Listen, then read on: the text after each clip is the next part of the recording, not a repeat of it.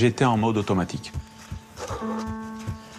J'avais, entre guillemets, un objectif. Que la personne soit physiquement hors de l'entreprise. Le reste, aucune importance. Il était payé pour faire le sale boulot. J'étais excellent. Que veut dire excellent? C'est que ça ne faisait pas de bruit, pas d'esclandre, donc circuler, il n'y a rien à voir. C'était sa spécialité, réduire les effectifs. Vous faites ce qu'on attend de vous, c'est-à-dire quelque chose qui ne laissera pas de traces, qui ne touchera pas l'entreprise et qui fera disparaître le salarié le plus vite possible. Faire disparaître des salariés, les licencier, couper des têtes, quel qu'en soit le prix.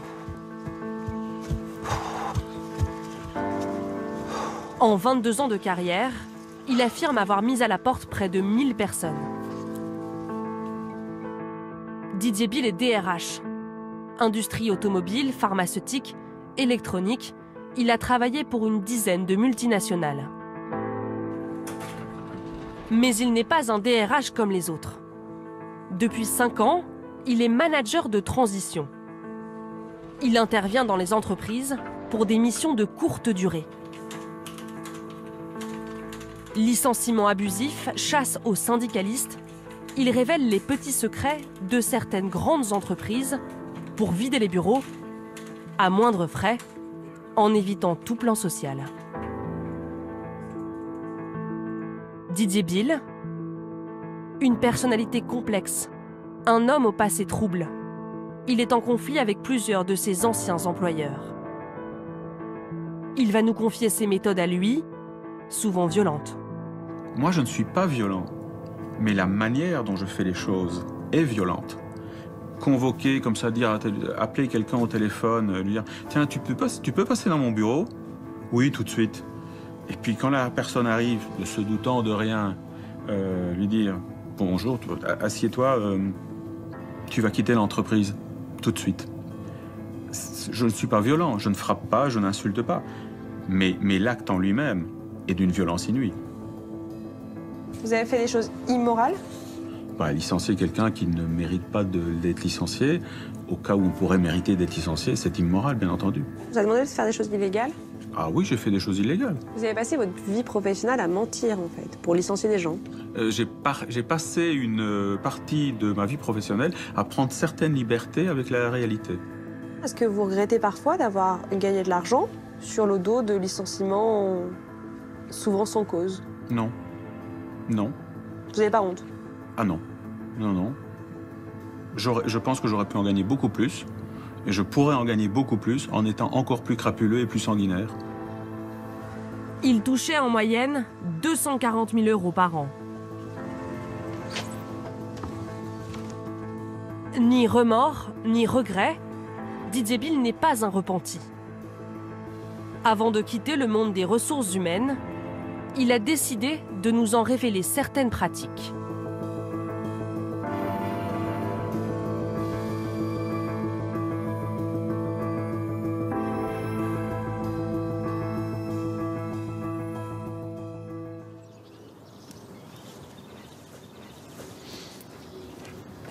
Allez. À 51 ans, Didier Bill a déjà eu plusieurs vies. Je t'ai eu.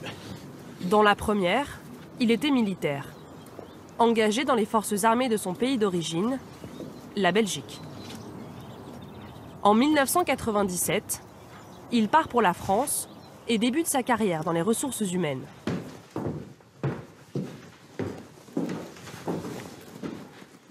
Didier Bill a toujours fait très attention à son CV. À son diplôme d'ingénieur, il a ajouté le nom d'écoles prestigieuses, comme Harvard ou encore la London Business School. Alors, à la London Business School, c'était Human Resource Strategy in Transforming Organizations Program, stratégie ressources humaines dans des organisations qui se transforment. Des formations d'à peine une semaine, donc je suis là, qu'il suit pour enjoliver son CV. C'était clairement pour ajouter une ligne sur mon curriculum vitae, pour cocher une case. La brutalité de son métier, il l'a découverte en entreprise, où il a appris à jongler avec ses deux visages. Une dualité qu'il est allé jusqu'à s'inscrire sur la peau, en se faisant ce tatouage il y a quelques mois, après avoir quitté son dernier poste. Et j'ai trouvé un tatouage, effectivement, qui représentait quelque chose qui peut inspirer la peur, ce qui malheureusement a été très souvent mon cas en entreprise. C'est l'image que les gens ont souvent vue en entreprise, et puis derrière, quelqu'un qui, je l'espère, est un peu plus sympathique et un peu plus d'humour. Sauf que la partie sympathique, tant que j'étais en entreprise, je ne pouvais pas l'exprimer. Mes surnoms, c'était Dark Vador, le boucher, j'en passe et des meilleurs. Ces deux-là, j'en suis certain, on me l'a dit. Des surnoms qu'il doit à sa façon de licencier les salariés. Il affirme avoir effectué des dizaines de licenciements abusifs. Mais comment se débarrasser d'employés irréprochables? Avec un certain cynisme, Didier Bill nous décrit ses techniques. Sa machine à broyer, comme il l'appelle.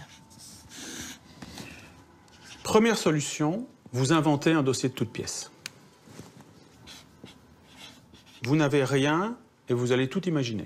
Il faut que ce soit un peu crédible par rapport au poste de la personne, mais à part cela, vous n'avez aucune autre contrainte. C'est fréquent?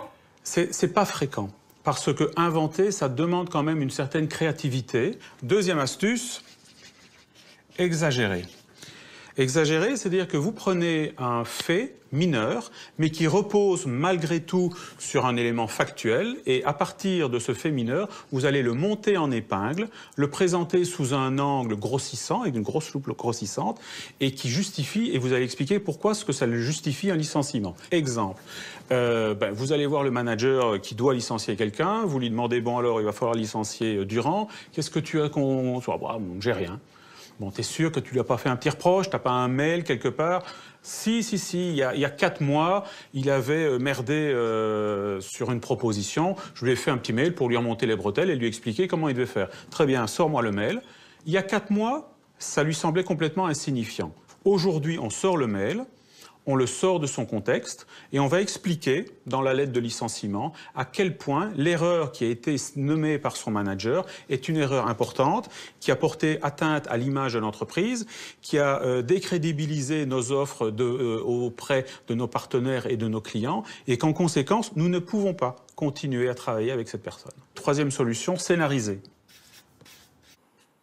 Scénariser, c'est prendre des éléments qui n'ont strictement aucun lien les uns avec les autres, de les agencer dans le sens que vous voulez, comme un puzzle. Vous créez une histoire, et c'est cette histoire qui va vous permettre de licencier le salarié. Et vous en avez fait combien, vous, des licenciements comme ça? 250. Sans réelle raison? Sans raison. Sans raison, je veux dire, attention, sans raison autre que la raison d'entreprise. C'est-à-dire, voilà, nous, on estime qu'il faut régulièrement faire partir les gens, on estime qu'il ne faut pas donner de deuxième chance aux gens, on estime que quand quelqu'un n'est pas bon, il va rester mauvais toute sa vie, c'est pas la peine de dépenser de l'argent en le formant, c'est pas la peine de dépenser de l'énergie à tenter de l'améliorer, non, ça va beaucoup plus vite, ça va beaucoup moins cher de le licencier tout de suite sous n'importe quel prétexte et de le remplacer par quelqu'un d'autre. Les salariés qui ont un jour croisé sa route s'en souviennent généralement très bien.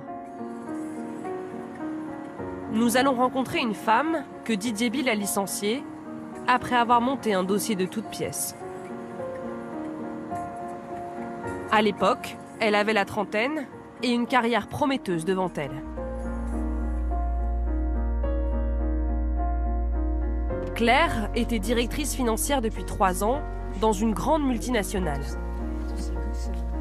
Jusqu'à ce lundi matin d'octobre et ce rendez-vous avec Didier Bill. Je crois qu'il m'avait donné rendez-vous à 8h30. Et il est arrivé dans mon bureau. Et moi, je me méfiais absolument. Enfin, je m'attendais absolument pas à... Je pensais que c'était juste faire un point sur une réunion, un projet en cours, quelque chose comme ça. Et il m'a remis cette lettre. Donc, nous envisageons à votre rencontre une éventuelle sanction pouvant aller jusqu'au licenciement.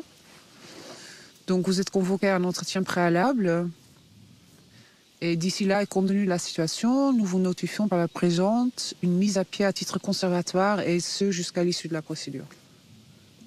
Mise à pied à titre conservatoire, ça veut tout dire. Ça veut dire que vous quittez l'entreprise parce que vous avez commis un acte grave. Didier Bill ne donne alors aucune explication à Claire. Elle a 10 minutes pour quitter l'entreprise. Je suis restée vraiment sans mots pendant quelques instants. J'ai éclaté en pleurs, ce que j'ai beaucoup regretté par la suite parce que c'était... Mais bon, l'émotion était tellement... J'étais tellement surprise que... Après, j'étais déçue qu'il avait réussi à me faire pleurer, en fait. Une méthode bien rodée, souvent utilisée par Didier Bill. Une mise à pied brutale avant d'entamer la procédure de licenciement. Il y a toute une scénarisation d'un licenciement dont l'objectif, entre autres, c'est effectivement d'asséner un grand coup de bambou sur la tête de l'individu pour qu'il ne réagisse pas. Prends tout de suite toutes tes affaires parce que tu ne reviendras pas. Vous traversez toute l'entreprise avec quelqu'un qui vous accompagne à la porte, avec votre sac à main, comme une voleuse, en fait. Donc forcément, on n'a pas le temps d'expliquer aux gens ce qui se passe, on n'a pas le temps de dire au revoir à ses collègues. Tout le monde a peur, ils ont tous peur qu'il leur arrive la même chose. 3 jours plus tard, Claire est convoquée à un entretien préalable de licenciement. Ils sont restés extrêmement vagues, donc il n'y avait pas de motif clair et net. Ils m'ont pas dit t'as fait telle chose et il fallait pas. Que voilà, que ça allait pas, que j'ai été mal vue par tous mes collègues, que je m'étais jamais intégrée à l'entreprise, alors que c'était totalement faux, bien sûr. Les prud'hommes ont finalement donné raison à Claire. L'entreprise a été condamnée à lui verser l'équivalent d'1 an de salaire pour licenciement abusif. Elle a aujourd'hui monté sa propre entreprise. Vous regrettez d'avoir licencié Claire, par exemple? Si je n'avais pas licencié Claire, c'est quelqu'un d'autre qui l'aurait fait. Donc, est-ce que je le regrette? Alors, c'est très facile ce que je vais dire, mais aujourd'hui, elle a une vie où elle est très heureuse. Donc, ça me déculpabilise un petit peu. Mais s'il y a un licenciement que je regrette, si j'ai quelques licenciements que je regrette, il en fait partie. Aujourd'hui, dire qu'il regrette, non. Il a gagné sa vie comme ça, il était l'exécutant, il a exécuté des ordres et il a détruit des gens.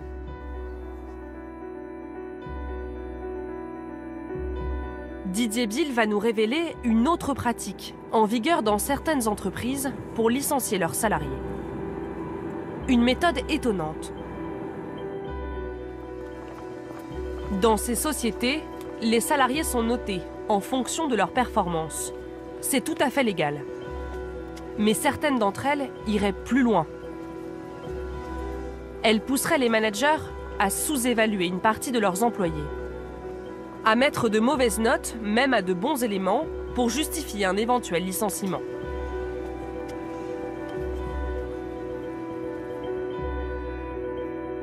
Didier Bill a pratiqué ce système de classement. On l'appelle la sous-notation forcée.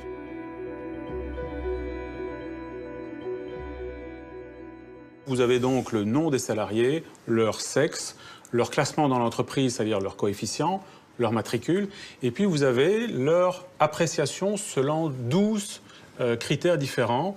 L'expertise, la taille de l'expertise, la profondeur, c'est-à-dire le nombre d'années d'expérience, est-ce que leur expertise est intéressante ou non, etc. On en arrive également à des notions comportementales, le comportement, la contribution, la résistance au changement, le customer orientation, le leadership, et au final, le score donnait automatiquement un score d'action qui va de 1 et vous avez jusque 5, et notamment, vous avez ici 3 personnes, tout en bas, qui étaient classées 5. Qu'est-ce que ça veut dire, classer 5? Classer 5, ça veut dire à licencier le plus rapidement possible. Et c'est quoi l'intérêt? L'intérêt, alors moi je vous répondrai qu'il n'y en a strictement aucun. Maintenant il faut vous placer dans l'état d'esprit et dans la mentalité de beaucoup d'entreprises aujourd'hui où effectivement on estime que les salariés doivent être constamment sous pression si on veut en obtenir le meilleur d'eux. Et donc sous pression ça veut dire qu'ils doivent avoir en permanence 2 choses. D'une part une carotte, en général financière, et d'autre part un gros bâton, c'est être un 5 ou autre chose dans une autre entreprise et de se faire jeter. Selon Didier Bill, dans certaines entreprises, la direction imposerait à ses managers de classer les salariés par groupe, de réaliser des quotas de bons et de mauvais élèves. Sur ce document, il serait demandé aux managers de respecter des pourcentages. Dans leur équipe, 8% devraient être classés en top talent, 77% au niveau moyen, et enfin, 5% des employés devraient obtenir la pire note, qui pourrait les mener vers la sortie. Quel que soit l'état de l'entreprise, quelles que soient les compétences des gens, quels que soient les résultats d'un département ou d'un service, on vous dit, toi, dans ton département, et on le dit dans tous les départements, tu as 5% de ton équipe qui doivent être mauvais, et ces 5%, ils vont gicler. Didier Bill affirme avoir mis la pression sur des managers pour qu'ils appliquent ces quotas.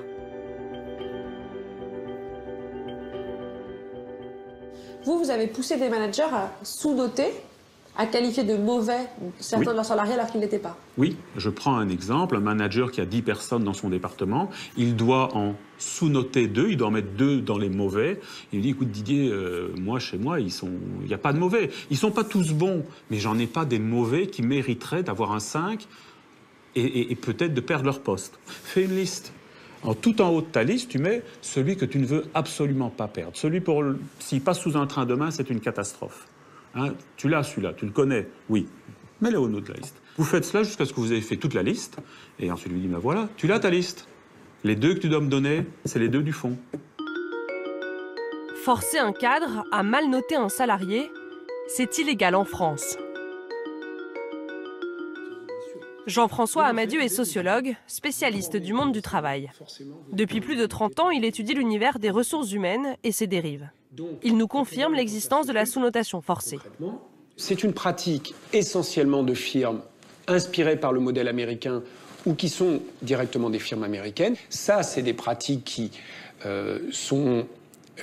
posent un problème, c'est qu'elles sont un peu injustes. Elles sont injustes dans la mesure où il n'y a pas forcément dans une équipe de travail des 10% de mauvais. Peut-être qu'il n'y en a pas, que tout le monde est bon dans une équipe. On ne peut pas a priori le dire, on n'en sait rien.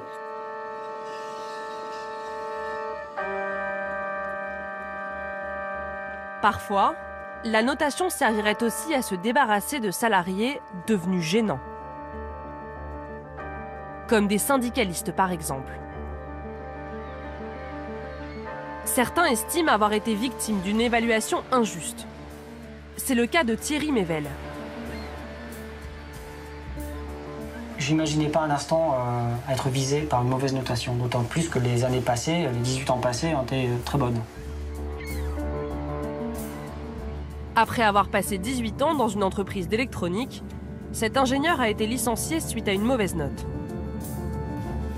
Ce n'est pas Didier Bill qui a procédé à son licenciement, mais ils ont un temps travaillé dans la même entreprise. Je le comprends pas. Vous savez, quand on est ingénieur, on aime bien comprendre ce qui se passe. Cause-conséquence, quoi. Thierry Mével fabriquait des puces électroniques pour les cartes bleues, les téléphones portables ou les ampoules. Un métier qu'il adorait. Donc voilà un peu le genre d'objet connecté que l'on fait chez NXP, avec une puce spéciale à l'intérieur qui permet d'être piloté, donc à distance. Son expertise, ses compétences ont longtemps été reconnues par l'entreprise et même saluées par de bonnes notes. Et ça, c'est un résumé de mes dernières évaluations. Alors en 2011, j'étais Good Performer, en 2012, Good Performer, en 2013, Good Performer, en 2014, Good Performer. Donc ce qui signifie bon élément, ça c'est une bonne note? C'est une bonne note, oui, tout à fait. Depuis 18 ans, j'ai toujours eu ces bonnes notes, ce genre de notes, et en plus des récompenses financières. En 2016, Thierry Mével est déclassé. Alors voilà la note finale, définitive. Needs improvement, doit s'améliorer, une mauvaise note. Quand j'ai vu ça, j'ai été plus que surpris, j'ai été écœuré. 7 mois plus tard, Thierry Mével est licencié pour insuffisance professionnelle. Nous avons convoqué un entretien préalable à un éventuel licenciement. Ainsi, votre manque de clairvoyance ne donne que peu d'espoir sur votre capacité à atteindre le niveau de compétence requis. Cette situation n'est plus tolérable, etc. Manque d'organisation, Votre autonomie et la fiabilité des résultats que vous produisez ne sont pas en ligne avec un niveau d'ingénieur expérimenté. C'est que ça, pendant 6 pages. Et bien sûr, il n'y a pas de fait derrière, il n'y a rien. C'est juste des allégations. J'aurais pas envoyé un mail à un client à telle date, ou j'aurais refusé, paraît-il, de faire un document pour un marketing. Alors, je ne suis pas marketing, mais bon. Voilà, des choses très futiles, pas vérifiables, insensées, calomnieuses même. La raison, selon lui, la présence de son nom sur la liste des élections syndicales. Il affirme que lorsque la direction a découvert qu'il souhaitait s'engager, elle aurait tout fait pour se débarrasser de lui avant qu'il ne soit élu et ne devienne salarié protégé. L'engagement syndical, c'est peut-être à ma décharge, j'ai peut-être été naïf, mais je l'ai fait un peu ouvertement, quoi. Plus mon engagement que j'affichais, que je disais, verbalement, à la pause café, à mes collègues, à tout le monde, en fait. Donc c'était un secret de polichinelle. Et vous estimez qu'à partir du moment où vous avez manifesté l'envie de vous engager, d'un point de vue syndical, les choses ont changé? A posteriori, c'est l'évidence. Licencier des salariés alors qu'ils s'apprêtent à s'engager dans un syndicat. La pratique est loin d'étonner Didier Bill. Selon lui, elle serait courante et il l'aurait lui-même pratiquée. Dès qu'il y a la moindre rumeur que quelqu'un pourrait se porter candidat, il n'y a pas de temps à perdre. Donc oui, là, il y a une course contre la montre. Tant que c'est qu'une rumeur, vous pourrez prétendre que vous ne la connaissiez pas. Vous avez licencié des gens parce qu'ils allaient se syndiquer? Oui.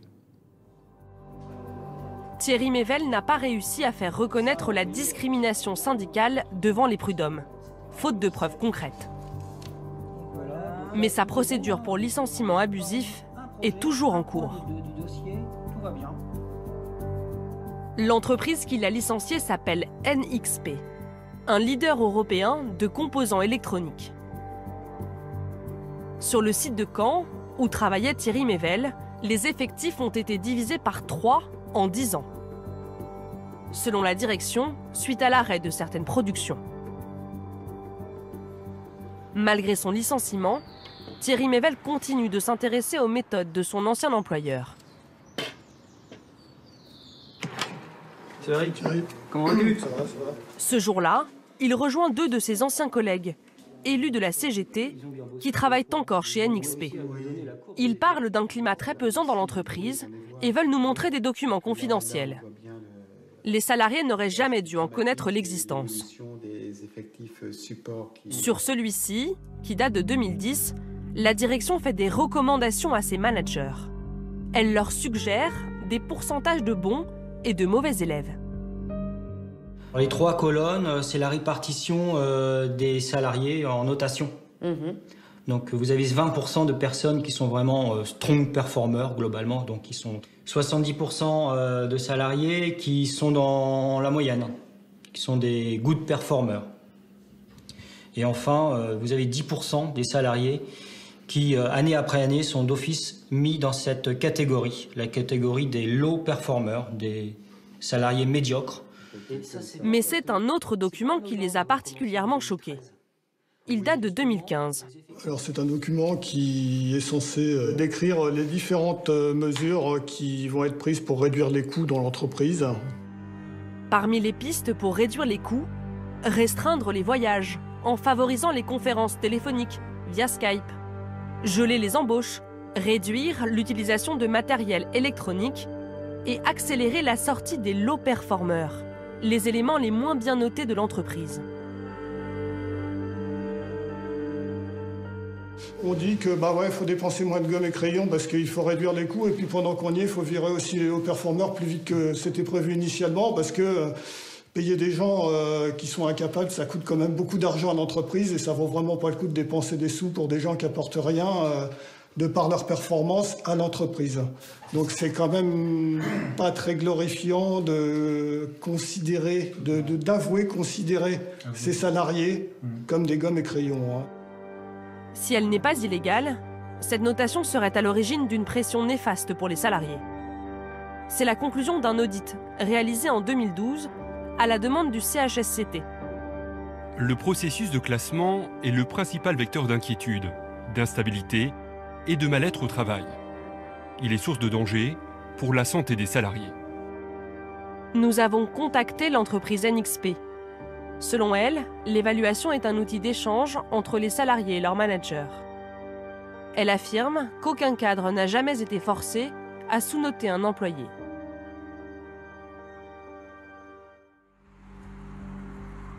Parmi les méthodes occultes de certaines entreprises, il y en a une autre que Didier Bill veut nous révéler. Les plans sociaux déguisés. En clair, réduire les effectifs petit à petit. Dans la profession, cela s'appelle licencier au fil de l'eau. Une pratique qui permettrait d'éviter le plan social, plus dommageable pour l'image de l'entreprise. J'ai licencié des gens sans raison parce que l'entreprise voulait réduire ses effectifs, mais ne voulait pas faire un plan social. Pourquoi? Parce que ça fait du bruit, parce que ça peut faire une mauvaise presse, parce qu'elle pense que ça va remuer un peu plus l'entreprise et créer une mauvaise ambiance, et qu'il y aura une moins mauvaise ambiance si on fait ça discrètement un petit peu toutes les semaines. Donc qu'est-ce qu'on vous disait concrètement? Eh ben, il faut réduire les effectifs. Voilà, il faut réduire les effectifs. Pour l'instant, pour X, Y raison, on ne souhaite pas mettre en place un PSE. Donc, on va les réduire au fil de l'eau. Le rôle du manager, c'est de fournir les noms et les dates. Le reste, entre guillemets, moi, ça ne m'intéresse pas. Nous avons joint plusieurs managers qui ont travaillé dans une multinationale où Didier Bill a été en poste. Il gérait des équipes d'une centaine de personnes. Il nous confirme avoir assisté à des réunions au cours desquelles on leur imposait des objectifs de réduction d'effectifs. On vous donne sur une zone où on vous dit vous êtes 100, dans 3 mois il ne faut plus être que 86, et les 14 ils passent où? Comment je fais? Qu'est-ce qu'ils ont fait? Qu'est-ce qu'ils ont fait ces gens-là? Vous voyez? Clairement, vous vous débrouillez. Donc, soit vous mettez la pression sur les gens pour qu'ils démissionnent, soit vous mettez une telle pression et vous provoquez des fautes pour les mettre en faute et les licencier. Clairement, ça veut dire ça. C'était quoi les méthodes? Oui, il y a tout un tas de choses. Il y a des objectifs inatteignables, il y a une pression constante sur les gens. Vous savez, le harcèlement n'est pas toujours dénoncé. Hein. Quand vous harcelez les gens, soit ils démissionnent, soit ils vont faire des bêtises, hein, clairement. Donc voilà ce qui se passait. Et de toute façon, c'était l'objectif de la société, de descendre les effectifs. Ces managers ont refusé d'appliquer ces méthodes et ils l'ont payé très cher. Ils ont été licenciés pour faute. Des licenciements condamnés par les prud'hommes et jugés abusifs. On s'est tout de suite aperçu que c'était un plan social déguisé, parce que moi j'avais déjà vu des plans sociaux dans l'entreprise dans laquelle j'étais. Vous avez été licencié parce que vous ne vouliez pas licencier.